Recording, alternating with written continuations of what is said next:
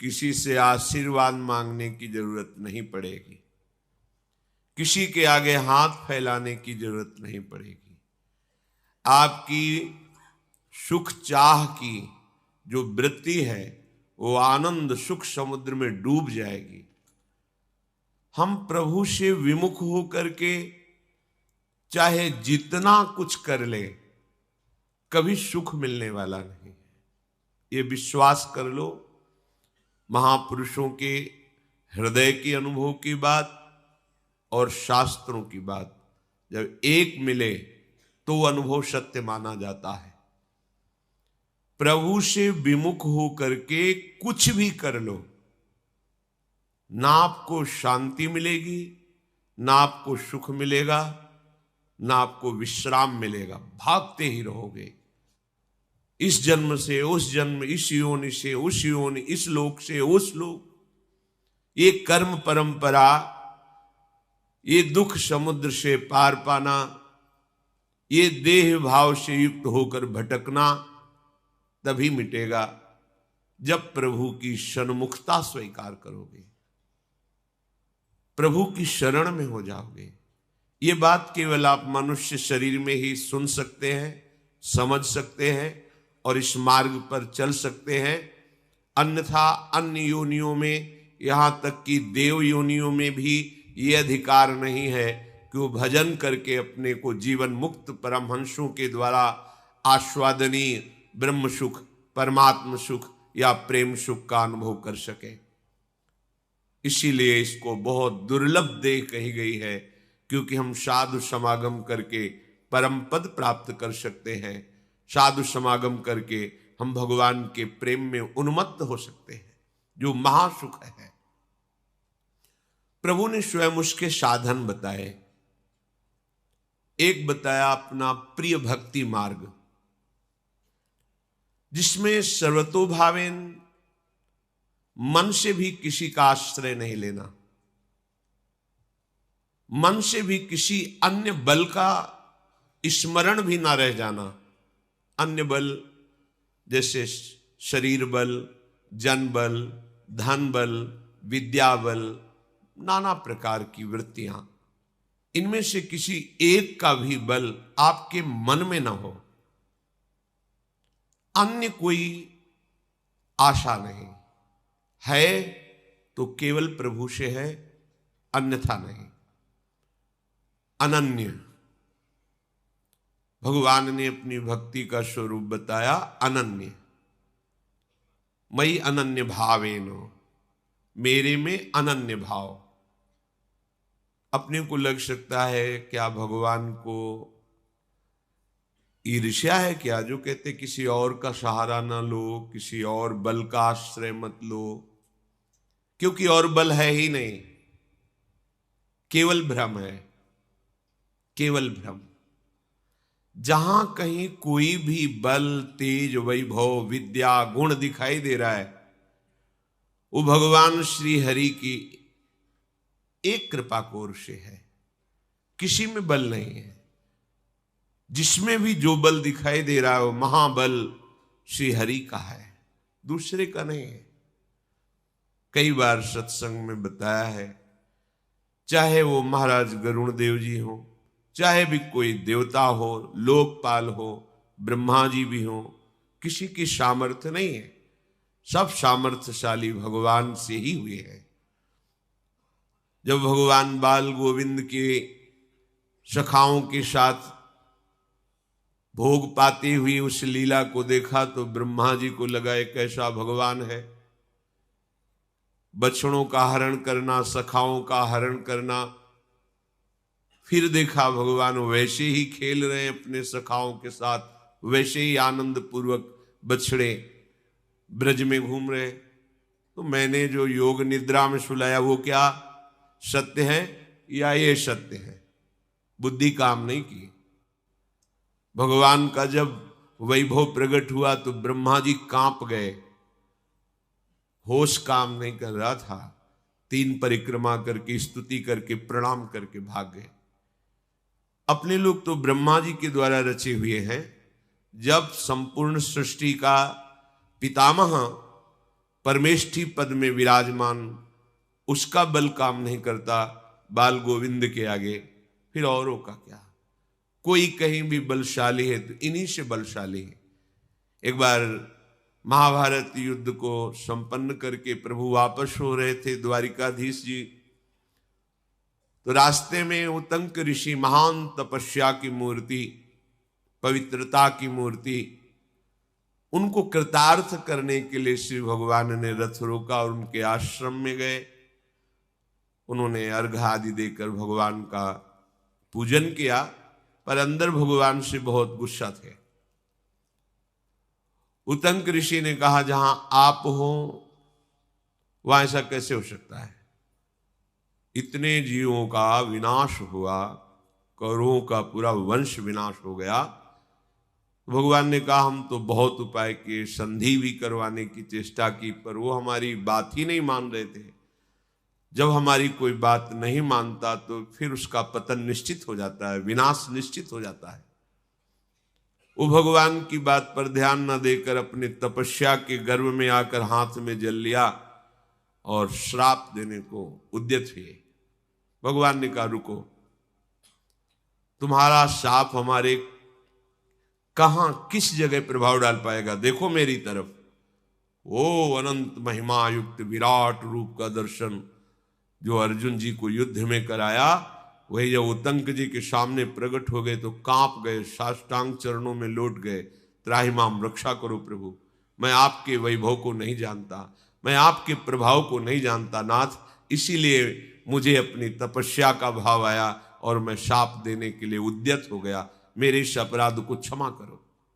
कोई भी तपस्वी, कोई भी बलशाली, कोई भी महामहिम, वो हमारे प्रभु के एक अंश के भाग से है। यदि हमें परमानंद की प्राप्ति करनी है तो एकमात्र प्रभु का अनन्य भाव से भजन करते हुए जितनी श्वासें हैं प्रभु के चरणों में समर्पित कर दें, यही विशुद्ध भक्ति है। दूसरा मार्ग भगवान ने बताया, ज्ञान योग। ये वेदों का महामहिम भाग है, उपनिषद, जिसमें जीव और ब्रह्म की एकता का वर्णन किया गया है और परम सत्य मार्ग है। ऐसा नहीं है कि वो मायाकृत है, वो माया का नाश करने वाला है। वेदों में भगवद वाक्यों को पाया गया। भगवान जब इस सृष्टि की रचना करने का भाव, तो एकोहम बहुश्यामः, मैं एक बहुत रूपों में हो जाऊं, ऐसा संकल्प किया तो ये चराचर जगत प्रकट हो गया। चराचर जगत के रूप में कोई और नहीं, स्वयं श्री भगवान प्रकट हुए। अगर हम भेदभाव करते हैं तो शरीर को लेकर करते हैं। स्वरूप अभेद है, सबका अभेद है। कोई भी ऐसा किसी भी मार्ग का उपासक नहीं है जिसको ये बोध ना होता हो कि स्वरूप अभेद है। सेवक जी महाराज कह रहे हैं, आत्मा हरिवंश प्रगट परमानंद, श्री हरिवंश प्रमाण मनम। मेरी आत्मा के रूप में हरिवंश चंद्रजू ही प्रकाशित हो रहे हैं जो परमानंदमय है।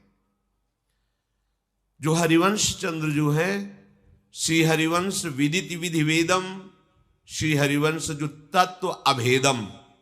सेवक जी महाराज कह रहे, जो हमारी आत्मा हरिवंश है, वेद के द्वारा जिस अभेद तत्व को जाना जाता है वो यही है। आ गया स्वरूप, सर्वम खलमिदम ब्रह्म नेह नानास्ति किंचन, आ गया। नवनिवृत्त निकुंज की नित्य विहार उपासना के सिद्धांत की रचना करने वाले श्री सेवक जी महाराज कह रहे हैं, श्री हरिवंश विदित विधि वेदम, वेद के द्वारा जिस तत्व को जाना जाता है वो श्री हरिवंश है।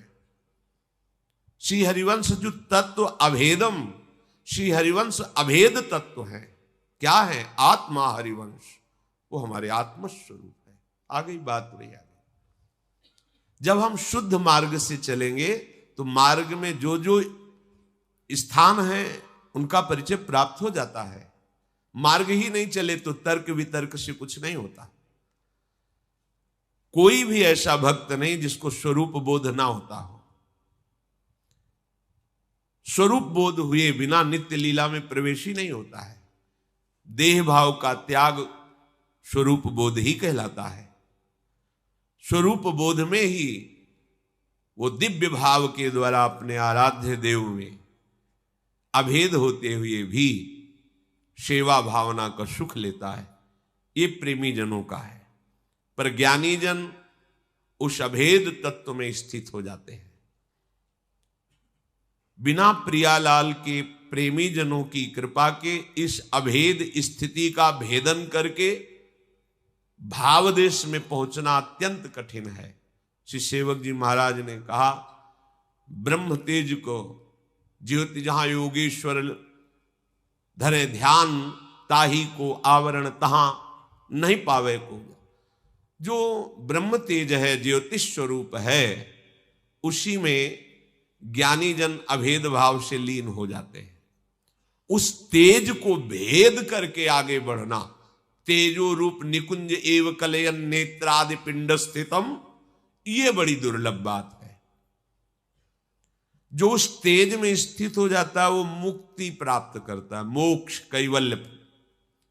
जो इसको भी त्याग करके रसिक शेखरों की कृपा से प्यारी जू के उस महातेजो में निकुंज को अपने नेत्रों से देख पाता है, वो लाडली लाल का अत्यंत कृपा पात्र प्रेमी महापुरुष ही होता है। तो ज्ञान यज्ञ के द्वारा, ज्ञान योग के द्वारा अभेद भावना करके वो ब्रह्म स्वरूप होकर मुक्त हो जाता है। श्री भगवान कह रहे, पृथक्त्वेन बहुधा विस्तृतो मुखम। कुछ और भी उपासना के मार्ग हैं, वो अनेक भावों से मेरे को भजते हैं। जैसे कर्मयोगी, संपूर्ण संसार हमारे इष्ट का स्वरूप है और मुझे सेवा के द्वारा जो भी हमारे संपर्क में आवे उसे सुख पहुंचाना है। प्रधान तो एक कर्म योग है, वह क्या हर योग में यह भावना होती है। पूज्यपाद सिवड़िया बाबा जी ब्रह्मबोध संपन्न महापुरुष, तो निज जनों ने कहा कि प्रभु मैं जानना चाहता हूं कि आप कौन है। तो उनका आपने क्या देखा, मैं कौन हूं? तो उनका ब्रह्म। तो ब्रह्म को तुम नेत्रों से देख सकते हो क्या? चुप हो गए। क्या तुम अपनी पार्थिव दृष्टि से ब्रह्म को देख सकते हो क्या? तो बाबा आप ही बता दीजिए आप कौन हैं। उनकी वाणी में पढ़ के देख लीजिए। बाबा कहते मैं चराचर का एक सेवक हूं। गजब की बात। जो आत्मस्वरूप ब्रह्म में लीन महापुरुष हैं अभेद भक्ति के द्वारा, वो कह रहे हैं मैं चराचर जगत का सेवक हूं। अंततो गत्वा बात इसी में स्थित होती है। सब जगह अपने आत्मा का अनुभव करते हुए सबको सुख पहुंचाना, यह हर उपासक का कर्तव्य होता है।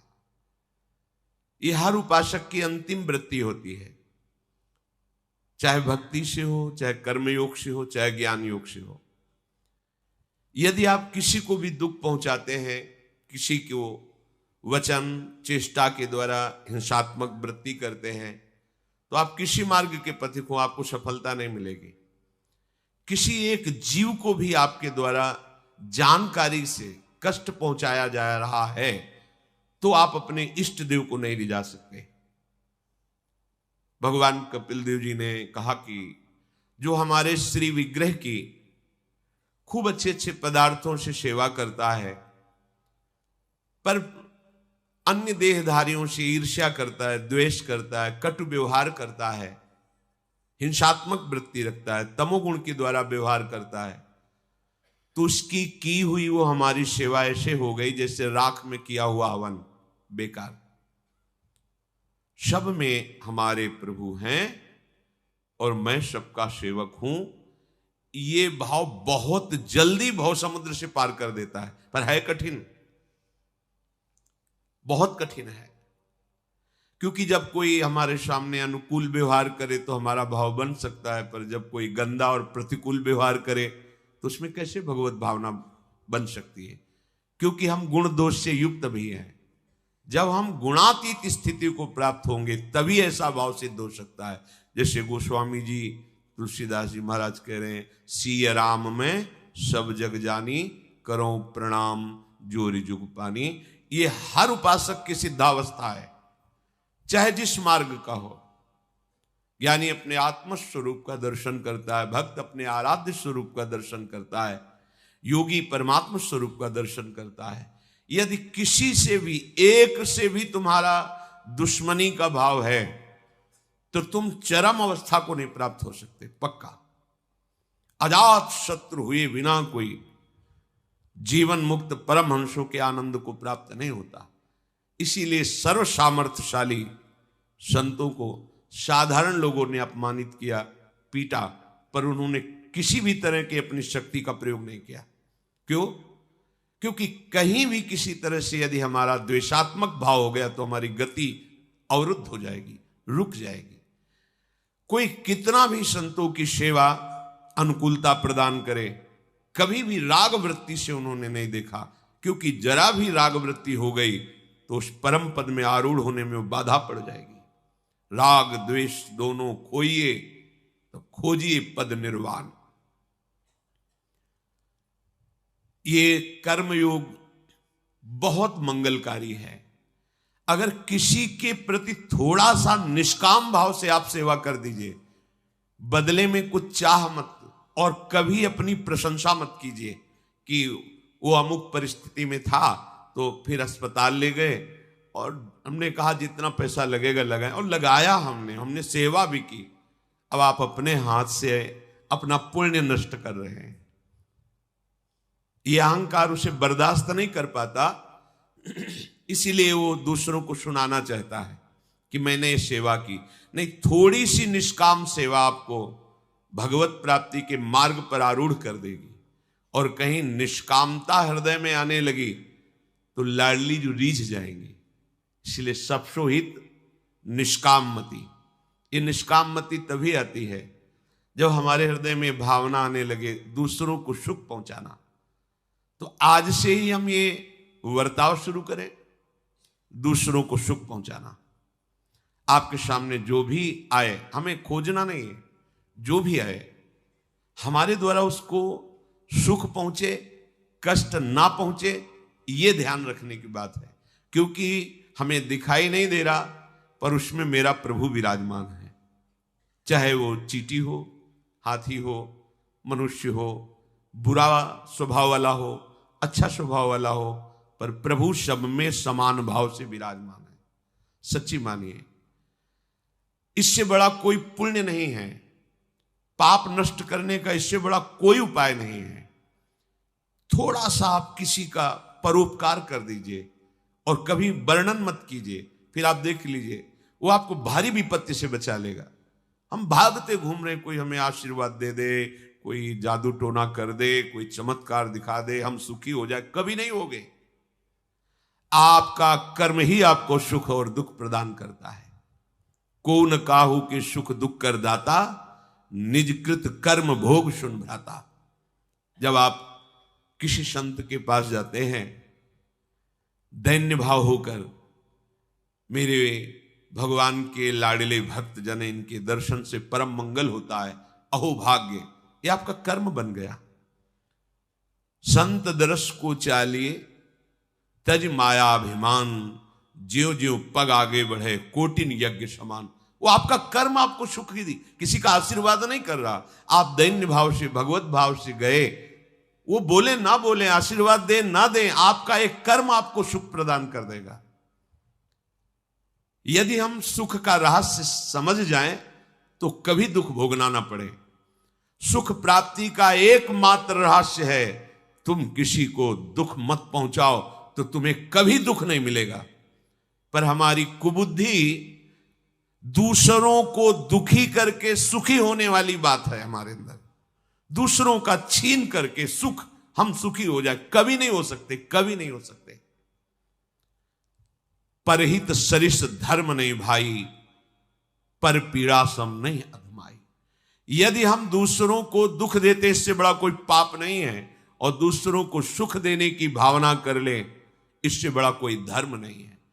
कर्मयोग का सबसे बड़ा भाव किसी को दुख ना पहुंचाना।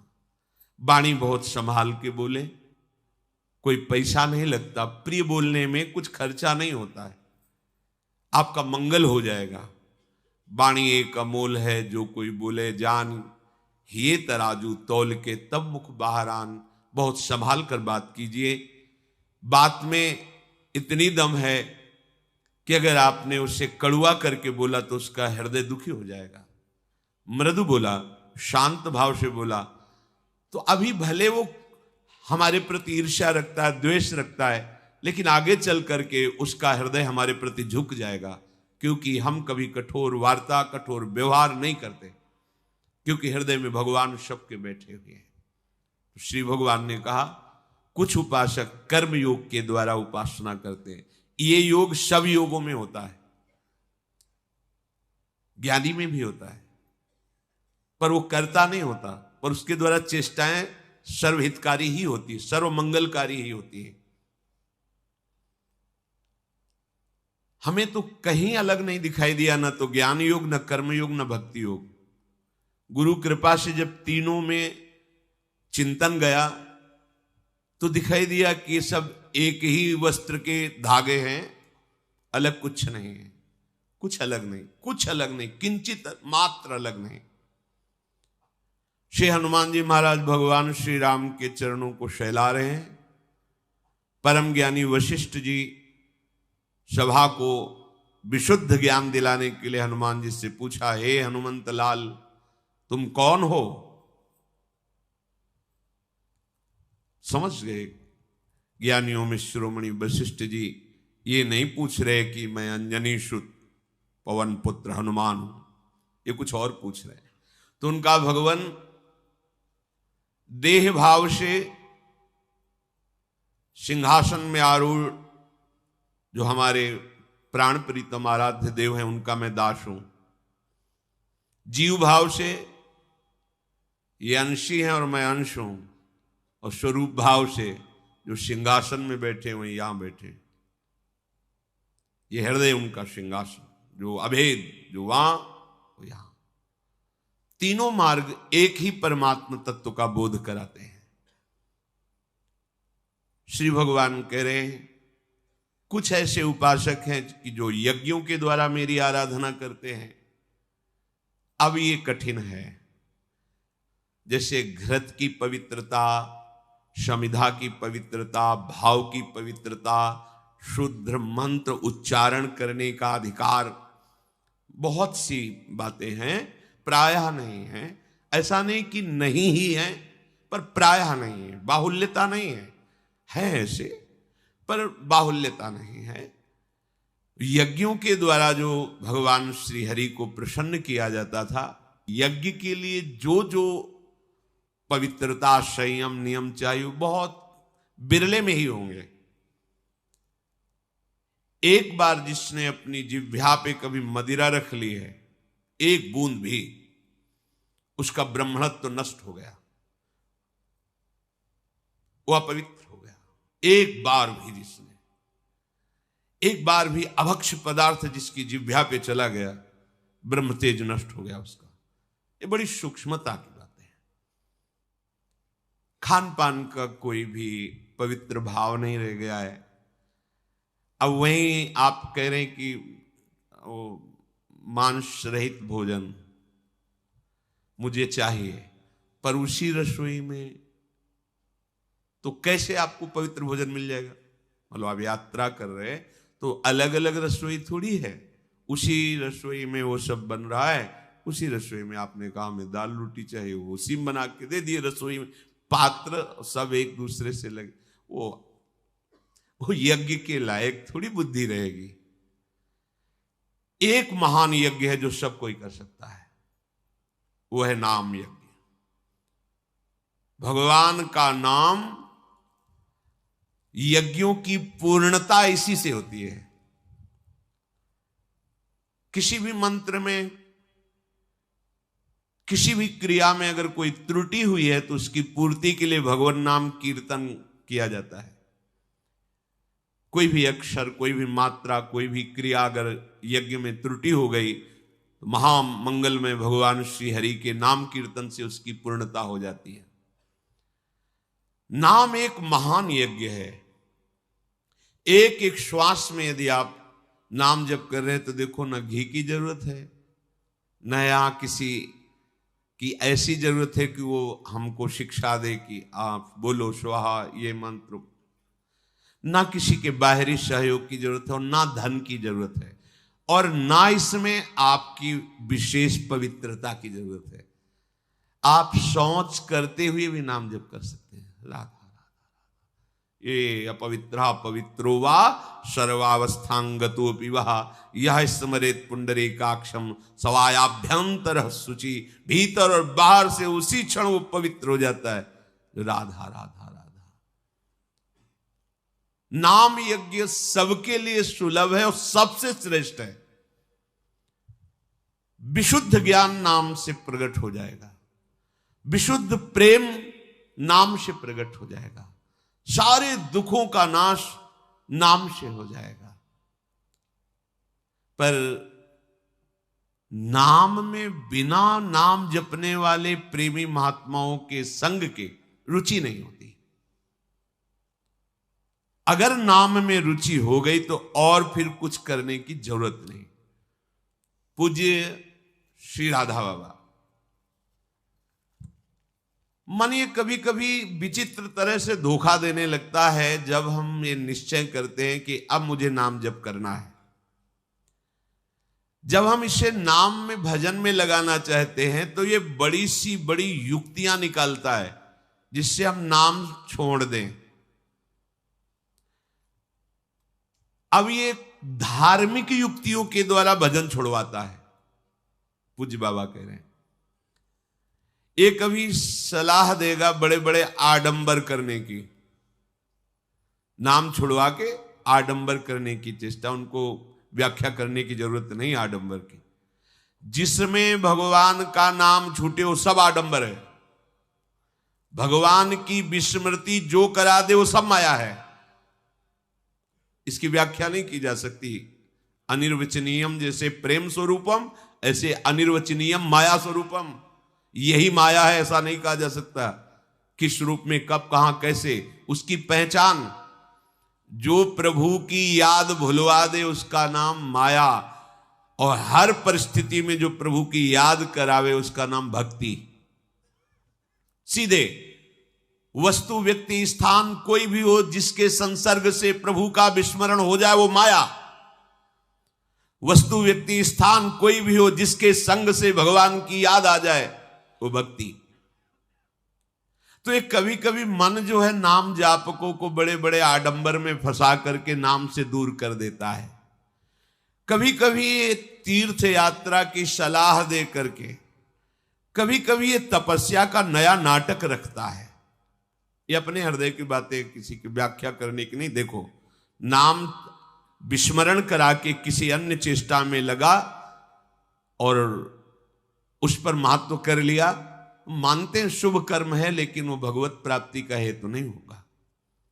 भगवत स्मरण करते हुए सांसारिक कार्य भी भगवत प्राप्ति करा देगा।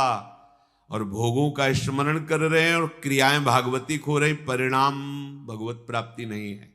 इसका परिणाम भगवत प्राप्ति नहीं है। कभी कभी ये दया की, धर्माचरण की, न जाने कितनी कितनी युक्तियां लगा करके मन भजन से बिलक कर देता है। इसलिए हमारी प्रार्थना मान लीजिए कि सर्वस्व साधनों की सिद्धि का नाम है निरंतर भजन होना। निरंतर भजन होने का फल है हर प्रकार से सुखी हो जाना। लोक परलोक सब सुख आपको घेर लेंगे, विश्वास कीजिए। एक भजन ही सर्व सिद्धि है, ये आप मान लीजिए। भजन नशेनी प्रेम की। भजन हो रहा है, महाप्रेमी हो जाओगे। पर इसमें प्रवृत्त नहीं होने देता मन। भजन में, नाम जप में मन राजी नहीं होता, और जब ये राजी हो जाता है तो हटता नहीं है। एक बार राजी कर लीजिए इसे, बहुत सुखद है, बहुत सुखद। इसको ऐसा अनुभव किया है मन को कि जैसे कोई नेत्रहीन बड़ा बलवान व्यक्ति हो,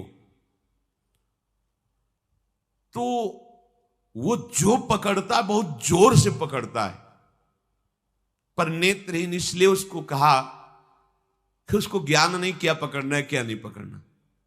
तो मन कुछ ऐसा ही है। मन नेत्रहीन महाबलवान व्यक्ति की तरह है, आपको पकड़ाना है। अब आपने उसे पकड़ा दिया, भोग, विषय, पाप प्रवृत्ति, बहुत जोर से पकड़ लिया। अब छुड़ाने में आपको ताकत लगेगी, समय लगेगा। अगर छुड़ा के आपने पवित्र आचरण, संयम, जितेंद्रियता, भजन पकड़ा दिया, तो सच्ची मानिए जैसे विषय भोग नहीं छोड़ता, ऐसे ही भजन नहीं छोड़ेगा। इसको पकड़ करने की केवल आदत है, पकड़ाना आपका विषय है। आपने ही पकड़ाया है संसार के भोग, संसार का ये पापाचरण आपने पकड़ाया है। इसीलिए भगवान कहते हैं आप अपने द्वारा उद्धार कीजिए। कोई तुम्हारा उद्धार नहीं कर सकता, उद्धार का मार्ग बता सकता है, उद्धार की तुम्हें सलाह दे सकता है, लेकिन आपको चलना होगा। अब आप पकड़ करें पापाचरण की तो कहीं भी जाएं, वो पापाचरण का ही विस्तार करेगा। इसलिए हम महात्माओं के अनुभव की बात कहते हैं, तुम सावधान रहो और हृदय में देखते रहो कि नाम जब चल रहा है कि नहीं चल रहा है। बहुत प्रमाद स्थिति देखी जाती है। अधिकतर लोग नींद में सुख का विशेष अनुभव करते हैं। बहुत अंदर जलन होती है जब ऐसी वृत्ति देखते हैं, क्योंकि आप समय बिल्कुल नष्ट कर रहे हैं, बिल्कुल नष्ट कर रहे हैं। स्वार्थ परमार्थ कुछ आपका सिद्ध नहीं हो रहा, केवल मुर्दे की तरह जी रहे हो। यदि आपको ऐसा स्वभाव बन रहा है कि अधिक अधिक जहां बैठे वहीं